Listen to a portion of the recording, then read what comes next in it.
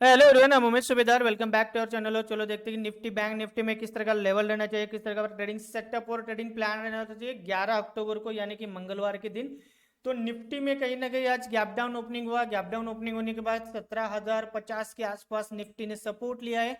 Support लेके कहीं ना कहीं बहुत ही बड़ा एक अपसाइड की रैली निफ्टी ने दी आज दिन भर। निफ्टी आज दिन भर कहीं ना कहीं पॉजिटिव रहा है।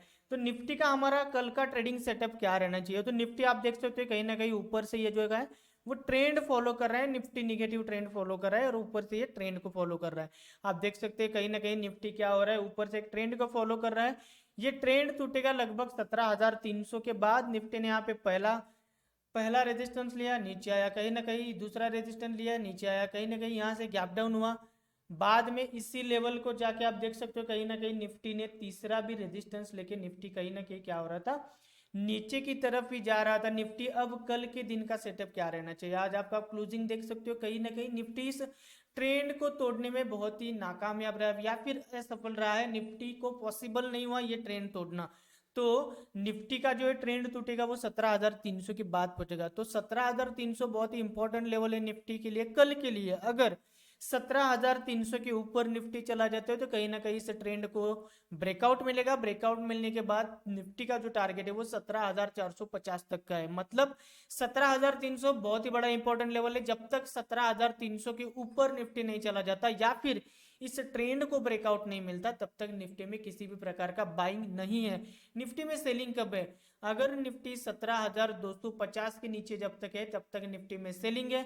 17,250 बहुत ही बड़ा इंपॉर्टेंट लेवल है निफ्टी के लिए। 17,250 के नीचे अगर निफ्टी रहता है तो कहीं ना कहीं गिर सकता है। निफ्टी का जो बहुत ही बड़ा सेलिंग जोन है वो क्रिएट होगा 17,160 के बाद। अगर निफ्टी थोड़ा बहुत गैप डाउन खुलता है और 17,160 को हेवीली वॉल्यूम के साथ अगर ब्रेक डाउन दे रहा है तो कहीं ना कहीं निफ्टी बहुत ही ज्यादा घुरेगा। निफ्टी बहुत ही निगेटिव में चला जाएगा 17,160 के बाद। क्यों?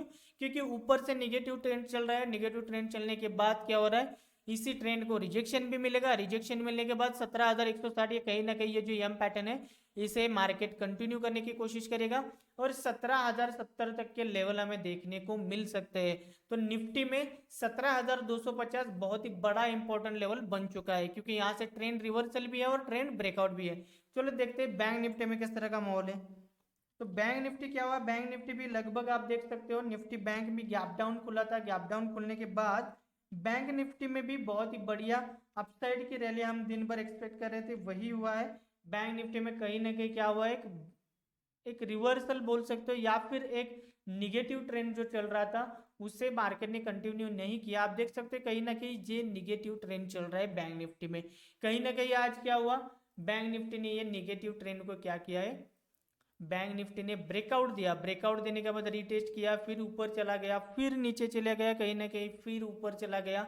बैंक निफ्टी का जो इंपॉर्टेंट लेवल है वो है 38,900 का। 38,900 के नीचे अगर बैंक निफ्टी कल रहता है ना तो बहुत ही बड़ा फॉल हम एक्सपेक्ट कर रहे हैं बैंक निफ्टी में। क्योंकि क्या है, यहाँ से ट्रेंड जो है वही फॉलो करेगा बैंक निफ्टी और कहीं ना कहीं 38,900 का जो लेवल है ना बहुत ही बड़ा इंपॉर्टेंट लेवल है। क्योंकि यहाँ का स्विंग लो जो है, आज जो डे हाई बनाने के बाद जो स्विंग लगाया उसका जो लो है वो है 38,900 का लेवल।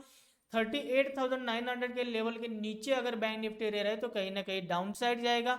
अगर जब तक 39,000 के ऊपर है तब तक अपना बाइंग का व्यू कंटिन्यू रखो। बहुत ही बड़ी अपसाइड का रैली आएगी 39,300 के बाद। 39,300 बहुत ही बड़ा लेवल है अपसाइड के लिए। अगर इसे ब्रेकआउट करता है वॉल्यूम के साथ तो कहीं ना कहीं बैंक निफ्टी में भी पॉजिटिव मोमेंट क्रिएट हो सकता है। लेकिन 39,300 का लेवल बहुत ही इंपॉर्टेंट लेवल है। आई होप आपको बैंक निफ्टी का भी ट्रेडिंग सेटअप समझ में होगा। क्या क्या कहा मैंने बैंक निफ्टी में? बैंक निफ्टी में अगर ट्रेड करना है तो 39,000 का लेवल एज अ आप राउंड अप लेवल बोल सकते हो। 39,000 के नीचे चला जाता है तो आपको बाय करना है। 39,000 के ऊपर अगर सस्टेन हो रहा है तो कहीं ना कहीं सेलिंग बाइंग के चांसेस बहुत ही ज्यादा है। और जो इंपॉर्टेंट लेवल है वो 38,900 का है। अगर इस स्विंग के नीचे बैंक निफ्टी चला जाता है तो कहीं ना कहीं सेलिंग प्रेशर क्रिएट होगा और यहीं से रिवर्सल भी आ सकता है। दोनों लेवल आपको ध्यान में रखने। चलो देखते हैं क्रूड ऑयल में किस तरह का मॉल है। तो क्रूड ऑयल में आप देख सकते हो कहीं ना कहीं तो ये तो रहा क्रूड ऑयल का। क्रूड ऑयल का आप देख सकते हो कहीं ना कहीं डब्ल्यू पैटर्न बनने के पॉसिबिलिटीज बहुत ही ज़्यादा है। अगर बैंक क्रूड ऑयल इस डब्ल्यू पैटर्न को कंटिन्यूशन देता है, लेवल कौन सा है 7,630, 7,630 के ऊपर अगर क्रूड ऑयल सस्टेन हो रहा है तो कहीं ना कहीं बाइंग आएगा। अगर 36,300 को रिजेक्शन देता है तो कहीं ना कहीं एक कैंडल पैटर्न जो क्रिएट हुआ है यहाँ से सेलिंग प्रेशर क्रिएट होगा। तो 7,600 बहुत ही बड़ा इंपॉर्टेंट लेवल है।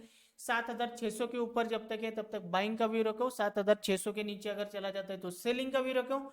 बहुत ही बड़ा सेलिंग आएगा 7,550 के बाद। अगर क्रूड ऑयल 7,550 के नीचे सस्टेन होता है तो कहीं ना कहीं क्रूड ऑयल में सेलिंग आएगा।